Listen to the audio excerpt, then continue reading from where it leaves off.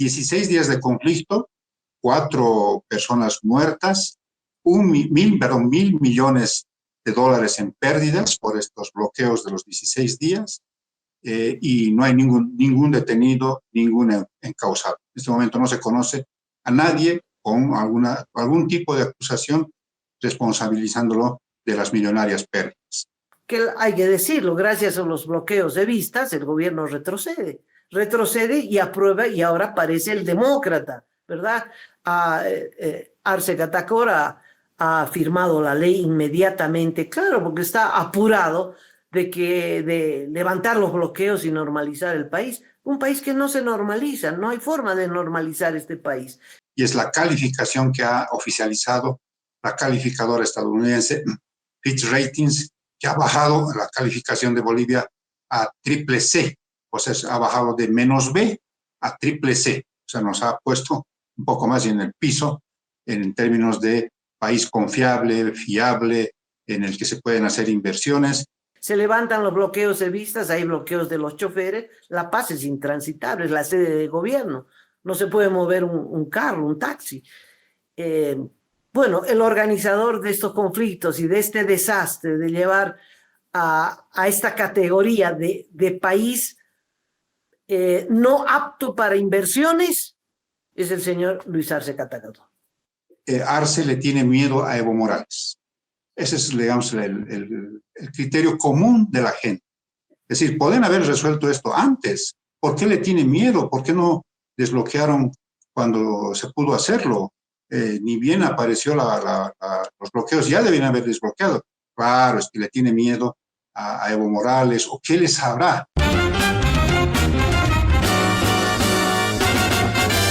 Esto es Cabildeo Digital.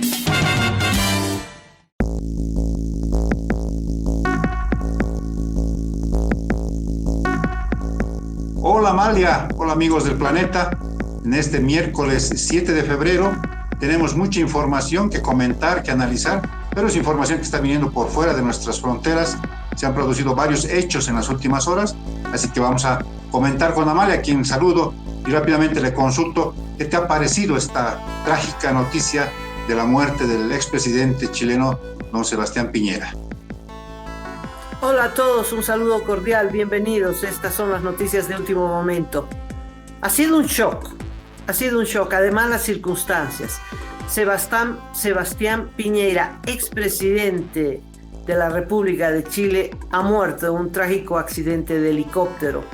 Los detalles son impresionantes porque iba en el helicóptero junto a su hermana, un amigo y el hijo de un amigo. Iban todos a la casa de una familia que los estaba esperando. Piñera había tomado clases para el pilotaje de helicóptero y algo pasó.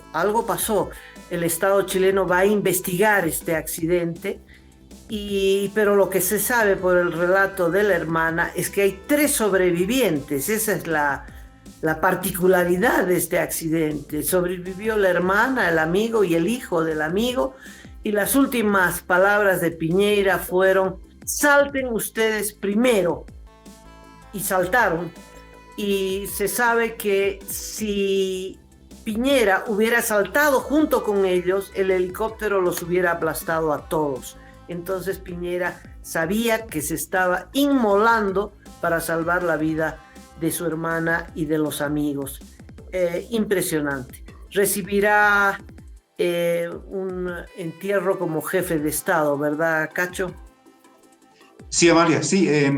Las primeras informaciones que dan cuenta de los detalles del accidente establecen que Sebastián Piñera perdió el horizonte. Ese es el concepto técnico que se maneja. Por la lluvia, por los vientos que en ese momento eran muy fuertes, él, para decirlo quizás en fácil, se confundió. Él pensó que se estaba elevando y estaba, digamos, ganando altura, y en realidad por todo ese momento que vivió la nave, el helicóptero, se estaba estrellando contra el lago, que finalmente le quitó la vida. Él no pudo sacarse el cinturón de seguridad y el helicóptero cayó y se hundió 40 metros, y Sebastián Piñera lamentablemente murió ahogado Esa es la información de la autopsia que ya se ha practicado en las últimas horas. Y como tú dices, es un funeral de Estado el que se está preparando en el Congreso, en el Salón de Honor del Congreso chileno. Van a estar los expresidentes Eduardo Frei, Ricardo Lagos, Michelle Bachelet y el actual mandatario Gabriel Boric, que da esa dimensión de un coloso de la política en Chile. Pero nada raro, Amalia, nada raro que se presenten mandatarios y exmandatarios sudamericanos, latinoamericanos, porque era una persona tremendamente respetada y apreciada. Es algo que se ha destacado mucho en estas últimas horas, que pese a tener diferencias ideológicas, por ejemplo, con Lula da Silva, con Cristina Kirchner, con Evo Morales, todos han mandado sus mensajes de solidaridad, de respeto y de consideración con Sebastián Piñera. Entonces era una persona que, si bien tenía una posición ideológica conservadora, de centro derecha, siempre estuvo abierto a escuchar, a dialogar con sus pares, con los presidentes con los que les tocó estar, porque él fue presidente del 2010 al 2014 y del 2018 al 2022. Entonces conoció a muchísimos presidentes entrantes, a algunos que estaban saliendo de sus presidencias, pero siempre con un marco de respeto y de mucha cordialidad. Así que, como tú has dicho, es un impacto grande que ha causado en toda la región, y me imagino que los funerales van a ser, primero, que televisados a todo el mundo, y segundo, es que nada raro que se congreguen varios líderes latinoamericanos para darle el último adiós a don Sebastián Piñera. ¿Qué dijo nuestro presidente? ¿Mandó un mensaje de condolencia? Sí, se sumó anoche. Los primeros en reaccionar a Amalia en Bolivia fueron precisamente Evo Morales, el expresidente Evo Morales, y el líder empresarial, también político, don Samuel Doria Medina. Después lo hizo Luis Fernando Camacho, lo hizo el expresidente Jorge Tuto Quiroga, lo hizo el expresidente Carlos Mesa, lo hizo el ex vicepresidente Víctor Hugo Cárdenas y varios otros líderes políticos en nuestro país. Así que, como te digo, ha cruzado todo el arco ideológico en cuestión de reacciones, ¿no? Desde Lula da Silva, digamos, para poner un ejemplo, de la izquierda, hasta Javier Milei de la ultraderecha. Lo que tiene la política chilena es esa institucionalidad. Hasta el dictador Pinochet era institucionalista de alguna forma, ¿no? Porque perdió un referéndum y acató el referéndum, distinto a Evo Morales. Hubo un viaje a la Argentina, o al Paraguay, perdón, en la transmisión de mando al Paraguay, y Boric se volvió antes porque por falta de corbata no entró al almuerzo de gala del nuevo presidente paraguayo. Y entonces Piñera lo trajo de vuelta en el avión que tenía Piñera, porque era un hombre muy rico, un empresario, el número 1 de Chile, ¿no? Siempre han tenido ese trato cordial entre oposición y oficialismo. Cordial, pero eso no quiere decir que no se hubieran dado durísimo, ¿verdad? A Piñera le tocó enfrentar la revuelta estudiantil y social del 19, que dejó muertos, heridos, magullados, en fin, y a consecuencia de eso cayó. Fue el primer presidente de derecha que entró a la moneda, y a pesar de eso, pues no hay nadie que le regatee sus méritos como demócrata, ¿no? Todo el mundo dijo, bueno, derecha pero democrática. Y por eso va a tener funerales de Estado, cosa que aquí no ocurriría, Cacho. Acá la mezquindad política es tan grande que refleja esta falta de institucionalidad, ¿no? Que es la diferencia enorme que hay con Chile. Bueno, eso es lo que está pasando, y la política chilena se verá cruzada por este acontecimiento trágico. ¿Qué te parece si nos vamos a la Argentina, donde Milei ha recibido un revés que ha resonado en el planeta?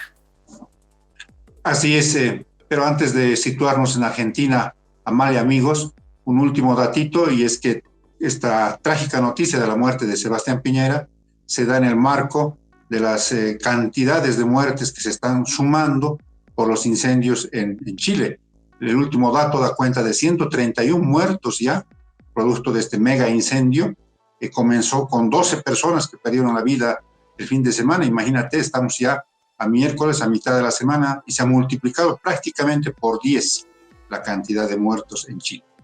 En Argentina hay mucha preocupación de parte del gobierno de Javier Milei. Él se encuentra todavía en Israel, viajó en las últimas horas a visitar, digamos, lo que son sus raíces. Él había tenido raíces israelitas, judías. Entonces, estando allá, le llegó la noticia de que la ley Omnibus comenzó a ser rechazada artículo por artículo. Votaban un artículo, lo rechazaban. Votaban otro artículo y lo rechazaban, cosa que no estaba previsto, porque el acuerdo que había llegado el gobierno de Milei con las oposiciones, sobre todo con el kirchnerismo y las otras oposiciones, daba cuenta de que más bien esto iba a aprobarse de manera tranquila, y entonces se tomó rápidamente la decisión política de volver a la comisión inicial todo el proyecto de ley. O sea, ha ido a foja cero Amalia, esto es muy llamativo, a foja cero, y otra vez va a empezar el trámite en la comisión respectiva del Congreso argentino. El gobierno de don Javier Milei ha acusado de traidores y de maniobreros a los gobernadores de oposición, porque hay que recordar que Javier Milei no tiene ningún gobernador como parte de su organización política La Libertad Avanza, y entonces con ellos es que habían acordado las cosas de tal manera que ellos transmitan a las bancadas opositoras el acuerdo para que la ley corra. No fue así, la detuvieron en seco, y seguramente que esto va a generar protestas sociales, le da cierto respiro, cierto oxígeno al kirchnerismo para que se mueva políticamente, y Javier Milei está retornando a Argentina velozmente para encaminar, para ver cómo se hace un nuevo acuerdo y cómo se establecen ciertos mecanismos para que se respeten estos acuerdos. Sí, Milei dijo para una ley parchada que le saque un artículo, le ponga, ya no es el proyecto del gobierno. Dijo, no, mejor retiremos todo, vamos a foja cero. Y bueno, siempre Milei tiene la última carta, que es someter su ley Omnibus tal cual a un referendo. Y ahí sí podría superar este gran escollo de ser una minoría, porque es una minoría y no segunda minoría, sino cuarta minoría en el Parlamento. Y esto tiene que ver porque en la primera ronda de elecciones a Milei le fue mal, ¿no? Y entonces sacó pocos diputados y pocos senadores, pero entró a la segunda vuelta y en la segunda vuelta arrasó. Pero quedó con este saldo tan terrible, no tener un solo gobernador, tiene muy pocos intendentes y tiene una bancada minoritaria en el Congreso, de tal modo que hubiera sido un milagro aprobar esta ley que da vuelta al país, las normas del país, al concepto de país. Milagro si la oposición lo hubiera aprobado. Está en una encrucijada, no sé cómo sale de esta, está difícil. Efectivamente puede ser, como tú bien señalas, que se vaya directo al referéndum, porque va a encontrar muchos escollos en el Congreso argentino. Estaba por rechazarse un artículo que para Javier Milei es trascendental, el artículo 5 de la ley de bases o ley de Omnibus, que establece ya el tema de las privatizaciones en Argentina. Entonces, y estaba encaminándose el rechazo y entonces decidieron frenar y mandar la ley a foja cero. Además, adicionalmente, esto hay una especie de contexto que se ha estado discutiendo en la intelectualidad latinoamericana, regional, y es este triunfo arrollador de Nayib Bukele en El Salvador y el triunfo también muy contundente de Javier Milei en el sur de nuestro continente. Entonces se está hablando mucho del bukelismo y del mileísmo, ¿no? Dos grandes expresiones de lo más conservador que puede haber en nuestra región, y que podría ser una especie como de espejo en el que quieran mirarse muchos países, ¿no? O sea, el fenómeno de Bukele y el fenómeno de Milei ha comenzado a ser estudiado en los niveles intelectuales de nuestra región, y yo me imagino que también habrá algún estudio, alguna preocupación por lo menos de este fenómeno de estos dos presidentes también aquí en Bolivia. Es el post-socialismo del siglo XXI, ¿no? El socialismo del siglo XXI se agotó como discurso, porque se agotó la bonanza, entonces no hay margen para el populismo, para la demagogia, para las canchas de césped sintético, Cachito. Y cuando empiezan las vacas flacas, tienes que tomar medidas de fondo. Y las maras eran parte de ese jolgorio porque gobernó mucho tiempo el farabundo Martí en El Salvador. De ahí viene Bukele, entre otras cosas. Y bueno, vamos a ver si esta es la respuesta o pueden haber respuestas más moderadas, más institucionalizadas. En fin, hasta Boric es una respuesta a esta política tradicional de la tragedia que ha armado Maduro en Venezuela, y ya sabemos las secuelas en Nicaragua y ese pataleo de la dictadura cubana. En fin, hay que ver qué pasa y qué respuestas tenemos en el país, porque también hay un agotamiento del MAS, que es ese socialismo del siglo XXI. Hay un agotamiento y se requiere una respuesta. Ahora esa respuesta tiene que ver con un liderazgo, inevitablemente, ¿no, Cachito? Los programas, el papel escrito no sirven, se necesita el discurso y quién lo encara, quién se anima a conducir un cambio en la política del país. Eso no lo veo, ni a distancia, no lo veo. Y yo me amparo en lo que tú dices, Amalia, o sea, tu sabiduría, la manera tan clara de decir las cosas, creo que no deja margen a tener una opinión distinta. Es verdad, no hay en el horizonte un liderazgo claro, renovado, que proponga cosas. Están pasando tantas circunstancias en nuestro país, Amalia, que no hay una respuesta clara, no hay una respuesta, digamos, contundente de parte de los liderazgos de oposición en la actualidad. Hay que anotar además que, además de los temas políticos que estamos señalando, han habido en las últimas horas un dato tremendamente complicado en términos económicos, y es la calificación que ha oficializado la calificadora estadounidense Fitch Ratings, que ha bajado la calificación de Bolivia a triple C, o sea, ha bajado de -B a triple C, o sea, nos ha puesto un poco más en el piso en términos de país confiable, fiable, en el que se pueden hacer inversiones. Y seguramente, Amalia, amigos, van a venir en cadena las otras calificadoras que seguramente van a tener también notas malas, notas de reprobación para nuestro país en términos económicos, y tenemos un gobierno que se venda los ojos, que no quiere ver la realidad, y por tanto el ministro de Economía ha dicho que no, que es una mala interpretación de la realidad económica de nuestro país, que estamos pagando religiosamente el servicio de la deuda externa, que no hay problemas con los dólares, que hay los dólares en el sistema financiero del país, y que en términos de reservas se están haciendo todo para que las reservas no se agoten. Así que están leyendo de otra manera, pero advierto que van a venir seguramente nuevas calificaciones, por supuesto, nuevas reprobaciones. Sí, yo creo un país que vive en permanente convulsión social, Cachito, no atrae la inversión de nadie, ni siquiera de los propios capitales locales, ¿no?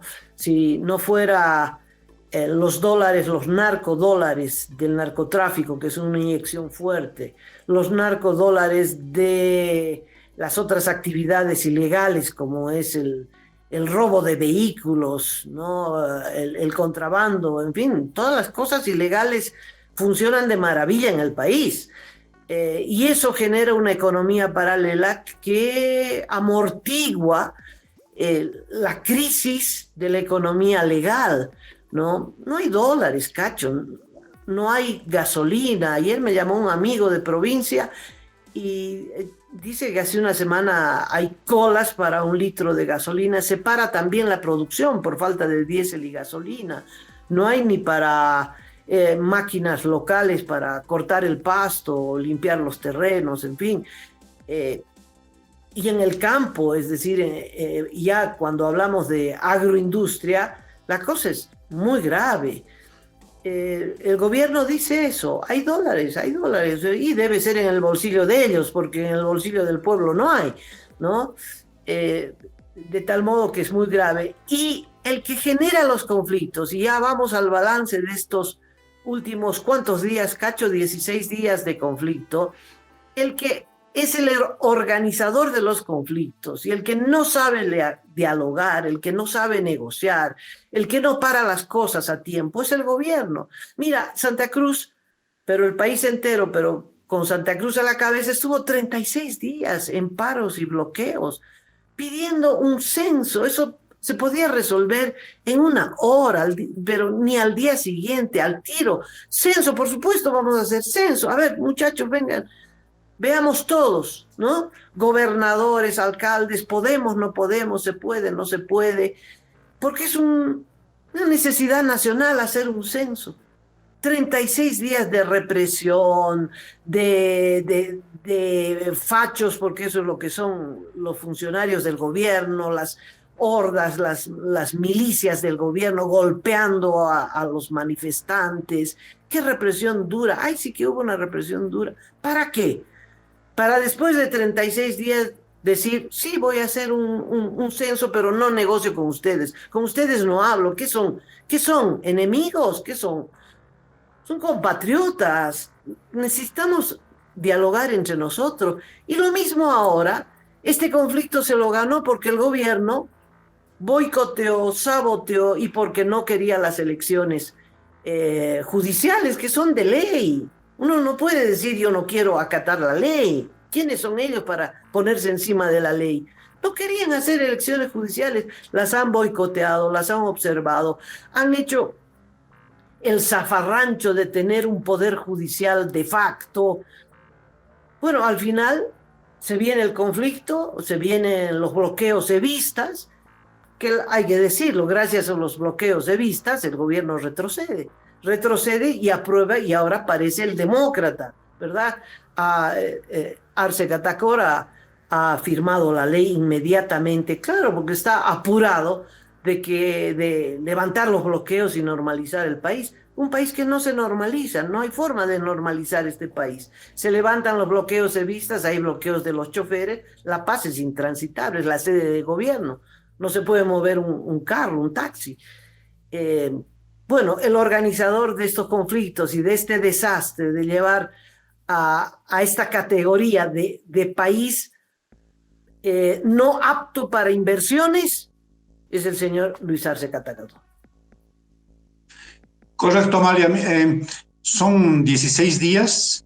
En 2022, el paro de los 36 días tuvo como correlato político casi inmediato la detención de don Luis Fernando Camacho. O sea, acabó el paro en noviembre de 2022 y diciembre de ese año lo estaban deteniendo y trayendo a La Paz para llevarlo al penal de Chonchocoro. ¿Qué ocurrirá? El ministro de Gobierno, te cuento que ha señalado en las últimas horas que se están haciendo todas las pesquisas, todas las investigaciones y que eventualmente habrían algunas investigaciones sobre los responsables. 16 días de conflicto, 4 personas muertas, $1.000 millones en pérdidas por estos bloqueos de los 16 días y no hay ningún detenido, ningún encausado. En este momento no se conoce a nadie con algún tipo de acusación responsabilizándolo de las millonarias pérdidas. Por supuesto que ha salido tremendamente desportillado de este conflicto don Evo Morales. Mira, no tiene pisada ya en Oruro, ha sido declarado persona no grata, lo han vetado del carnaval, así que si quería ir a darse una vueltita al carnaval orureño, no lo va a poder hacer. Ha perdido el control de una parte del movimiento campesino que se jugó por la postura de Evo Morales, ¿no? Por esto de salir en protesta para conseguir la aprobación de la ley de las elecciones judiciales. Al final terminó este sector que apoya a Evo Morales con dos conductores, con una especie de conducción bicéfala, con Ponciano Santos por un lado, que es muy, muy ligado a Evo Morales, y con Humberto Claros como una especie de dirigente respondón, que se impuso y mantuvo los bloqueos hasta el último momento en el departamento de Cochabamba. Ha perdido apoyo en el conjunto del país, Evo Morales, así que está tratando de salir de alguna manera con menos daños en su organización y en su liderazgo, diciendo que él no ha sido el causante, el organizador de los bloqueos. Luis Arce también, o sea, si bien se muestra un poquito más entero después de este conflicto, también está desportillada su imagen. Mira, Amalia, ayer en la mañana yo fui a cargar gasolina en estas largas colas que se hacen ahora y que se han vuelto una suerte de ejercicio medio cotidiano en la ciudad de La Paz. Y claro, cuando uno está haciendo la cola, tiene que bajarse del vehículo si es que está haciendo sol por las altas temperaturas. Y entonces ahí empiezan las conversaciones entre los conductores, ¿no? Y en la boca de la gente, Amalia, advertí ayer, que es esta frase que tú la mencionaste en un programa, me acuerdo que hace unos 10 días más o menos, y es que Arce le tiene miedo a Evo Morales. Ese es, digamos, el criterio común de la gente. Es decir, pueden haber resuelto esto antes. ¿Por qué le tiene miedo? ¿Por qué no desbloquearon cuando se pudo hacerlo? Ni bien apareció los bloqueos, ya debían haber desbloqueado. Claro, es que le tiene miedo a Evo Morales, o qué le sabrá, dicen algunos de los interlocutores con los que he podido conversar ayer en medio de la cola, ¿no? Entonces, eso da cuenta de que tampoco es que está saliendo campeante, es el gran ganador de este conflicto de los 16 días, ¿no? Y bueno, finalmente hay que ver qué es lo que pasa en la Asamblea, Amalia. Se ha aprobado ya, se ha sancionado y se ha promulgado la ley de elecciones judiciales. ¿Qué va a pasar con las leyes 073 y 075 versus los créditos internacionales que necesita el gobierno?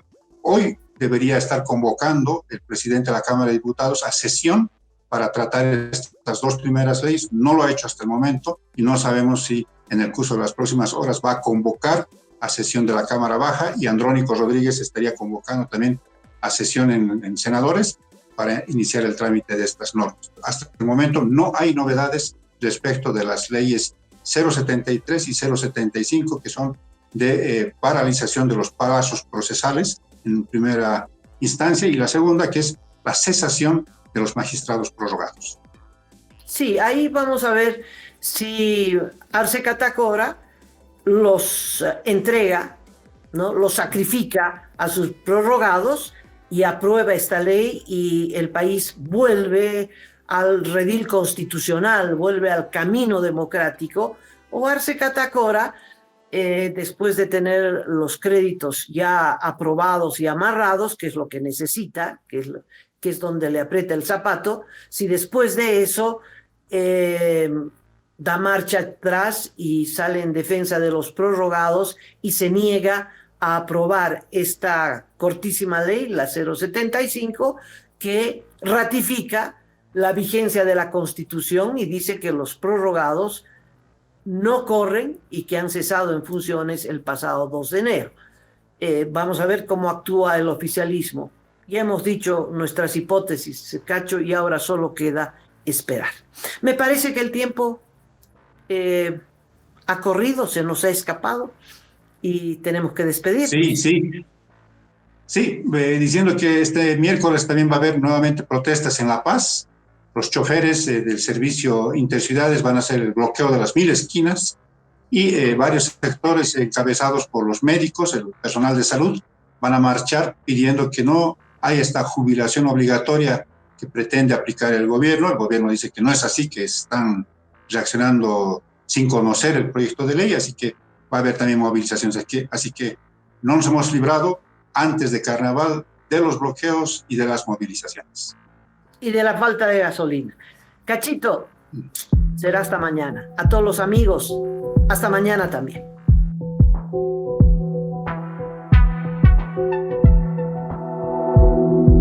Aporta a Cabildeo Digital y apoya al periodismo independiente.